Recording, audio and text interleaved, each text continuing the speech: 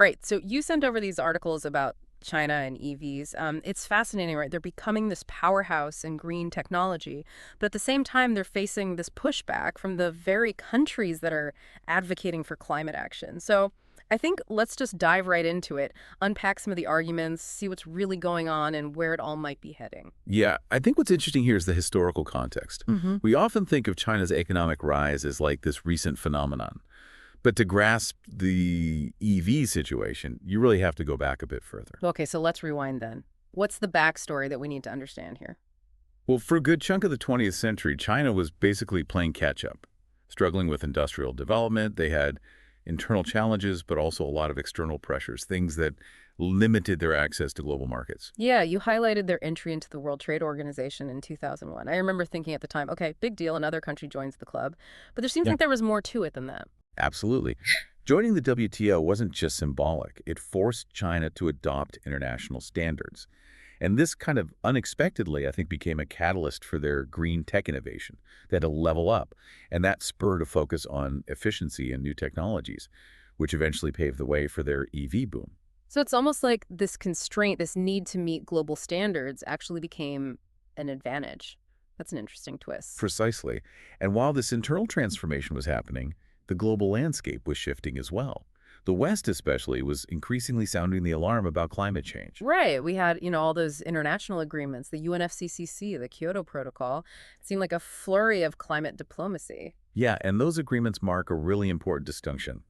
While the Kyoto Protocol primarily targeted emissions from developed nations, the Paris Agreement created a framework where rapidly developing economies like China also had commitments. Okay, so even though China was still industrializing at a breakneck pace, they were being brought into the fold of global climate action. Yes, and this is where the story gets even more complex. China didn't just passively accept these commitments. They started making significant changes, closing down polluting factories, investing heavily in renewables. Yeah, John Kerry's visits to China back then were big news. He was really pushing for this collaboration on climate action. Exactly. And those efforts combined with China's own internal drive for sustainable development set the stage for something quite remarkable, their EV revolution. All right, so let's shift gears and talk about this revolution. I mean, we've got a stack of articles here about BYD, NIO, CATL. These Chinese companies are suddenly making waves globally. What's driving their success? It's a multifaceted strategy. Mm. BYD, for instance, has been laser-focused on battery innovation, Mm. even pioneering technologies like the Blade battery, which is incredibly safe and space-efficient. And what about NIO? I've been seeing their cars popping up in Europe. They seem to be going for like a more premium, tech-forward approach. You're right. NIO is emphasizing user experience, connectivity, and autonomous driving features. It's more than just a car. It's like a whole tech ecosystem. And then you have CATL, the battery giant. They've really mastered vertical integration, controlling every step of the battery supply chain. So it's not just one size fits all. China's EV strategy is diverse, with different companies targeting different segments of the market, and they're doing it incredibly effectively. Yeah, this success is a result of years of strategic investments in research and development, coupled with favorable government policies that have nurtured the growth of the EV industry. It's a powerful combination, and it's been remarkably fast. In just a few years, China has gone from being an EV laggard to a global leader. But here's where it gets really perplexing. Instead of welcoming this progress, the West seems to be well resisting. Yeah, the response from the West has been curious, to say the least. Instead of embracing China's contribution to the global green tech landscape, we're seeing a wave of protectionist measures, tariffs, trade barriers, attempts to limit the import of Chinese EVs.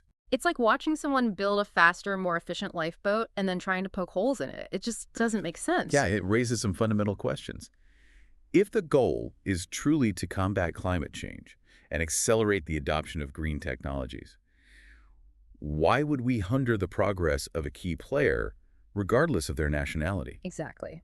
It makes you wonder if there are other motives at play here. Could it be that the West's commitment to climate action is overshadowed by concerns about economic competition? Are we more worried about losing market share than saving the planet? That's one of the central questions we need to unpack here. Is this about the planet or about protecting our own industries?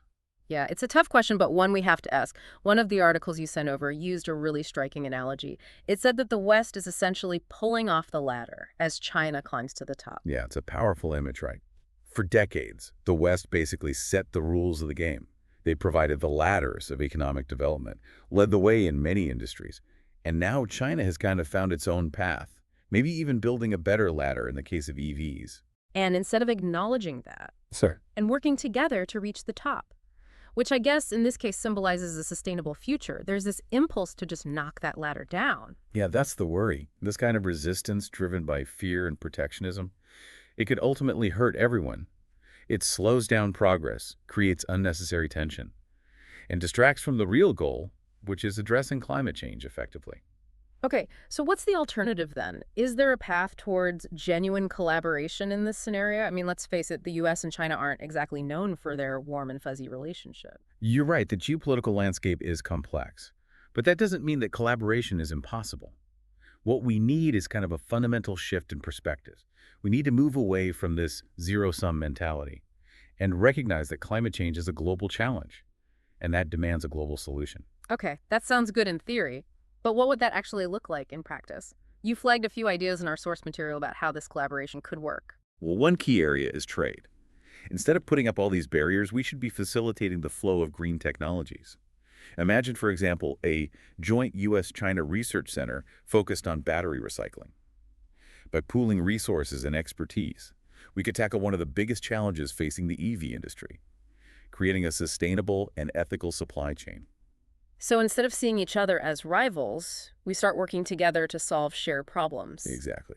And that collaboration can extend to other areas as well. Think about shared manufacturing facilities, joint ventures to develop new technologies, even cross-cultural exchange programs to foster understanding and build trust between future generations of scientists and engineers. Okay, so those are some concrete examples. But beyond those specific initiatives, is there a broader kind of shift in mindset that needs to happen? Absolutely. We need to move away from this idea that one country has to win at the expense of others. The transition to a sustainable future isn't a competition. It's a collaborative effort. Each nation brings unique strengths and resources to the table. Yeah, you mentioned strengths. One of the sources actually argued that China's EV success could actually benefit Western companies and consumers in the long run. How so? Well, competition can be a powerful driver of innovation. As Chinese companies continue to push the boundaries of EV technology and affordability, it creates pressure for Western automakers to step up their game. Ultimately, this leads to better, more affordable EVs for everyone, regardless of where they're made. So the rise of Chinese EVs could actually accelerate the global transition to electric mobility, even in countries where there's currently resistance. Precisely. And that's a good thing. The faster we can transition away from fossil fuels, the better for the planet and for our collective future. Okay, I'm starting to see the potential here, but there's still this issue of trust. How do we bridge that gap, especially given the existing political tensions? Trust is built through actions, not just words. Transparency, consistency, and a willingness to find common ground despite differences are essential. And it has to start somewhere. Maybe it's a small-scale pilot project, a joint research initiative, or even just open communication channels between scientists and policymakers. So baby steps towards a bigger goal. Exactly. It might not be easy, but the potential rewards are enormous. Imagine a world where the U.S. and China, the two largest economies and emitters, are working together to build a sustainable future. That's a powerful vision, and it's one worth striving for. It is powerful, but it also feels a bit idealistic. Is there a role for like the average person in all of this? Can consumers actually influence this shift towards collaboration? Absolutely. Consumers have tremendous power. Their choices can send a strong signal to both governments and corporations. Okay, I'm all ears. What can we as consumers do? Well, by demanding sustainable products, supporting companies committed to ethical sourcing and manufacturing practices, and advocating for policies that prioritize the environment. Consumers can shape the market and influence political decisions. You've mentioned ethical sourcing a few times. That seems particularly relevant when we're talking about EVs, especially with all the concerns about the battery supply chain. You're right, that's a critical issue. Consumers can ask tough questions about where the materials for their EVs are coming from, how they're being mined, and what impact that's having on local communities and the environment. So it's about being informed and making conscious choices. It's about voting with our wallets, but also with our voices. Exactly. And it's about holding both governments and corporations accountable for their actions.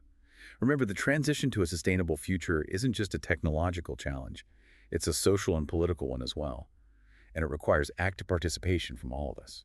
That's a powerful message. We've talked a lot about the big picture, geopolitics, international agreements, global markets.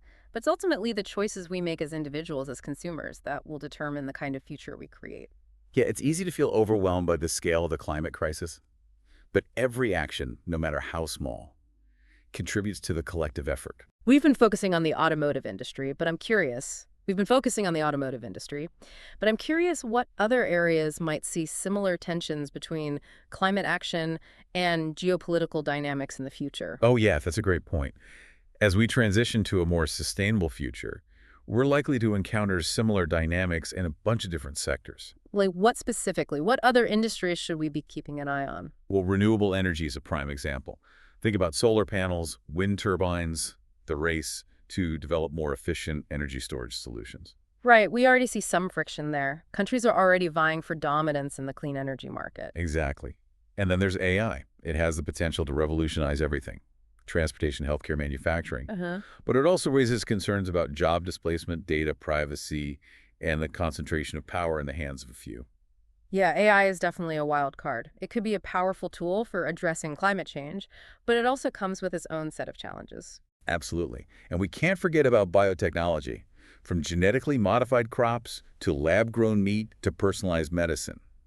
The advancements in this field are staggering. But with those advancements come ethical considerations and potential economic disruptions. Precisely. So the challenges and opportunities we've discussed today aren't isolated to just the EV market. They represent a broader trend that we need to be aware of and actively engage with. It's a lot to process. But it's also incredibly exciting. We're living through this period of rapid transformation, and the choices we make today will have a profound impact on the world of tomorrow. Yeah, that's why these deep dives are so important. By exploring these complex issues and understanding the different perspectives at play, we can make more informed decisions as individuals, consumers, and citizens. So to our listener out there, thanks for bringing us these sources. I mean, we've covered a lot of ground today. From China's remarkable rise in the EV market to the West's resistance and the urgent need for collaboration. Yeah, we've unpacked some thought-provoking arguments, explored potential solutions, and hopefully sparked some curiosity along the way. So if you had to leave our listener with one final thought, what would it be? That's a good question. I'd say this. The future is not predetermined. It's something we actively create through our choices and actions. That's a powerful reminder. We're not just passive observers. We have agency, and we can shape the world we want to live in. Exactly. So stay curious, keep exploring, and keep asking those tough questions. And remember, the transition to a sustainable future isn't just about technology. It's about collaboration, innovation, and a willingness to embrace change. Couldn't have said it better myself. Well, on that note, I think we've reached the end of our deep dive. Yeah, thanks for having me. Thanks for joining us on this journey. Until next time, keep diving deep.